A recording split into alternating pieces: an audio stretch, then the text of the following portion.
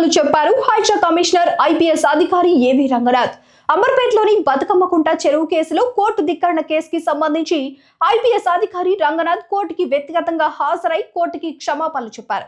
గత విచారణకు వ్యక్తిగతంగా హాజరు కాకపోవడంపై ఆయన వివరణ ఇస్తూ కోర్టు ఉత్తర్వులను ఉల్లంఘించే అభిప్రాయం తనకు లేదన్నారు.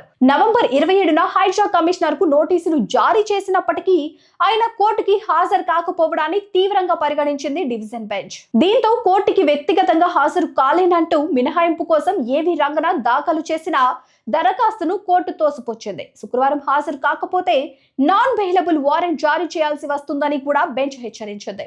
దీంతో కోర్టు ఎదుట వ్యక్తిగతంగా హాజరైన రంగనాథ్ కోర్టుని క్షమాపణలు కోరారు. నవంబర్ 26న బాచుపల్లి ప్రాంతంలో వరదలు సంభవించాయి. భూములను అక్రమంగా ఆక్రమించుకోవడం వల్ల ఆ ప్రాంతం ముంపునకు గురైందని ఫిర్యాదులు వచ్చాయని, అందుకే తాను కోర్టుకి హాజరు కాలేకపోయానని అధికారి వివరించారు.